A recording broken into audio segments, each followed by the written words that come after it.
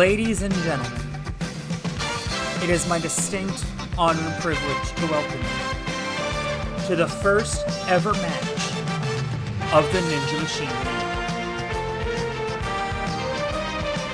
It has been over 12 years, but Ninja Machine finally has its own league. I feel like this music is way too loud. It's also crusty as hell, but that's not the point. Tonight, the Atlanta Aces take on the Tampa Bay Gaspars. Atlanta, of course, led by defending WNL champion Jackson Erdos. Tampa Bay led by their captain Caleb Bergstrom. Starting lineups tonight, Atlanta Aces will have Kara McCarthy, Seth Lambert, and Charlie Ball on stages 1 and 2. Ethan Gardalski on stages 1 and 3. Jackson Erdos on stages 2 and 3. Tampa Bay will have David Bergstrom Wright, Grace Gordon, and Brady Parks on stages 1 and 2. Caleb Bergstrom on 1 and 3. Nicholas Jacob on 2 and 3. They will be playing on Shamrock.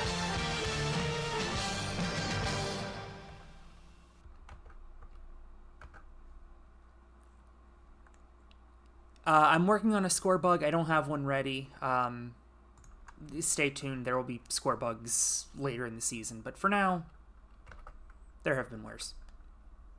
2 minutes 55 for men, 3:10 for women on stage number 1. Kara McCarthy, the first ever run in the Ninja Machine League. Through 5 obstacles, through 6.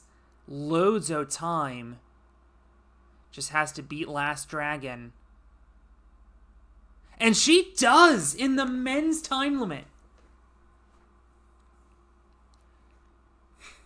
The first ever run of Ninja Machine League is a clear, just like in Ultima Kunoichi as well. So Atlanta out on top 8-0. And we will see how that clear time holds up. We'll add up the clear bonuses later, at the end of the stage. Caleb Bergstrom now up. I feel like there should be music in the background. I didn't load any. Things looking good for Caleb here. And just Bartek left. Ooh, makes a great save. He clears. Remember, though, he had a faster time limit, so in reality, his time is 2:34 something, whereas Kara's time is 2... Caleb was 9 seconds faster than Kara. Just take my word for it. Ethan Gardalski next up for the Aces. Currently an 8-8 matchup.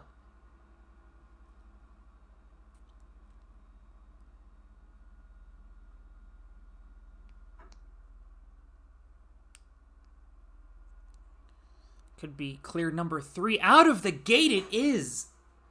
And just about a second faster than... No! Kara was faster. But irrelevant, they're on the same team, so if they occupy consecutive spots, it doesn't matter who gets what, other than, like, MVP voting. Brady Parks, our next competitor.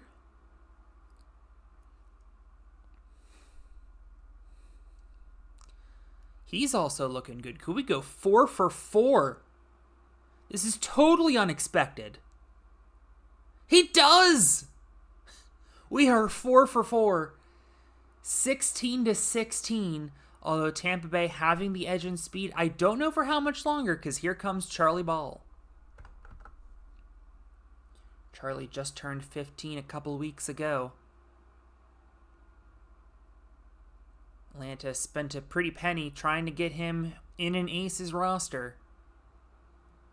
Does he have the time? I think he does. He does. Easily through. 24-18, 5 for 5 on stage 1.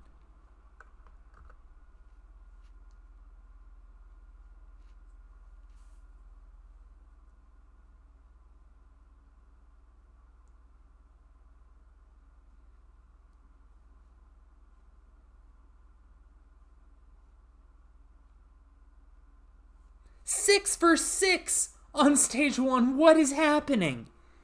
Seth Lambert.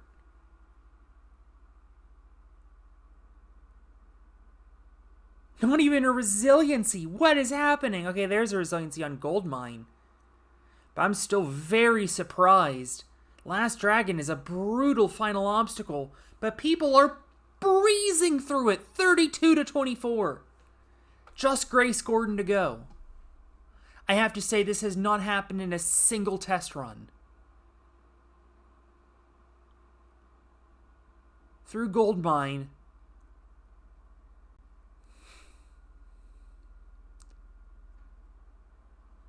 A great save, clears in the men's time limit, 32-32, and look at this, they split the clear bonus points, 50-50.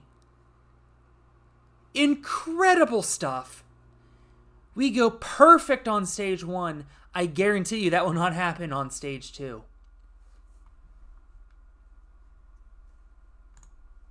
I have to remind myself of my own course that I made, because I made this like a week or two ago.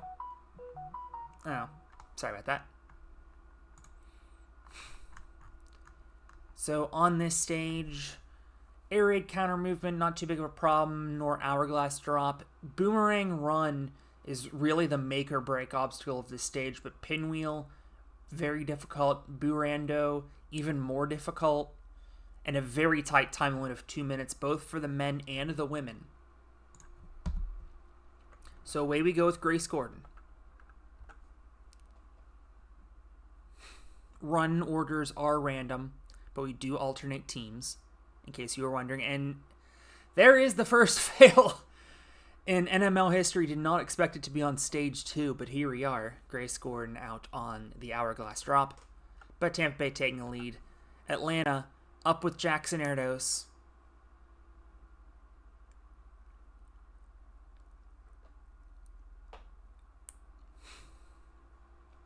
He should have enough time. He does.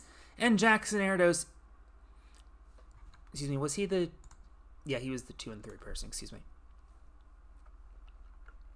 So nobody's gone 2 for 2 yet. Maybe Brady Parks will.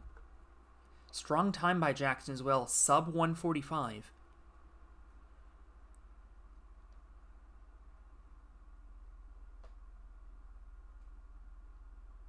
I think he has time. Yes! Brady Parks 2 for 2 tonight.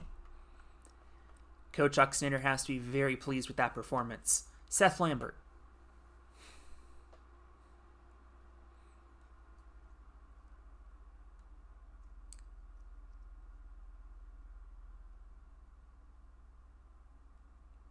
Things looking good for him to go 2 for 2.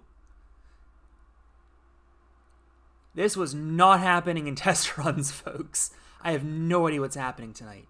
David Bergstrom right.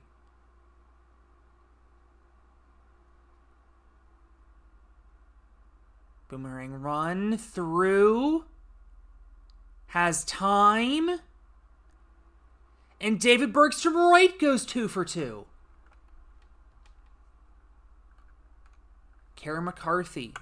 She saw her counterpart Grace Gordon go down on hourglass drop. Beating that would give the aces a huge advantage, which she's done. And she's through boomerang run as well. Plenty of time for Burando.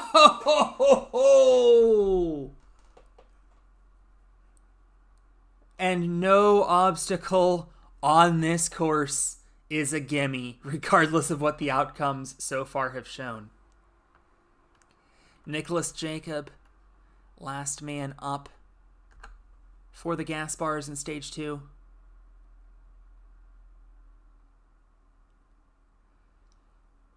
He goes down on boomerang run. I was waiting for somebody to do that. That sideways hop to the hook, such a difficult maneuver. Really unlike anything else that you would do in this sport. As in comes Charlie Ball, looking to clean things up. For the aces, it is currently a tie game. He will, of course, beat air raid. And everyone's going to beat counter movement. Not a surprise. It is virtually unfailable. He is through boomerang run. Just Burando left. And we saw this wasn't a gimme. He has the time. He's through, and as we look at the clear bonuses, it's Jackson Erdos and Charlie Ball and Seth Lambert. 1, 2, 3 for the Aces. They lead 94-76, and look who's coming up on stage 3 for the Aces. It's Jackson Erdos. An opportunity to perhaps put this away. Third stage, Spinal Tap, Floating Boards, Pirates Cove, Floating Cliffhanger, Pressure Cooker, Devil Roof Pizza Party, Big Finish. That Pressure Cooker, Devil Roof Pizza Party combo, really the meat of this stage. The first half, not super difficult.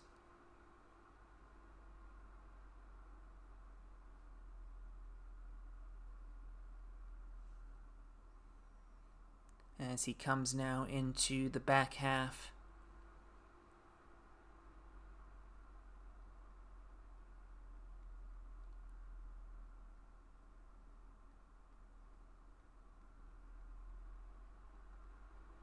And he clears Jackson 2 for 2 tonight as well. 110-76. I think this lead is insurmountable.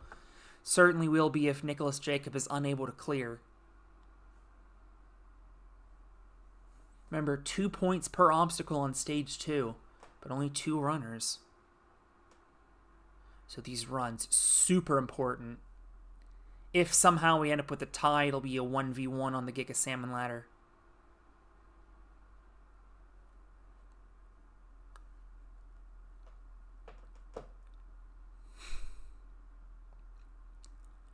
Things looking so far so good for Nicholas.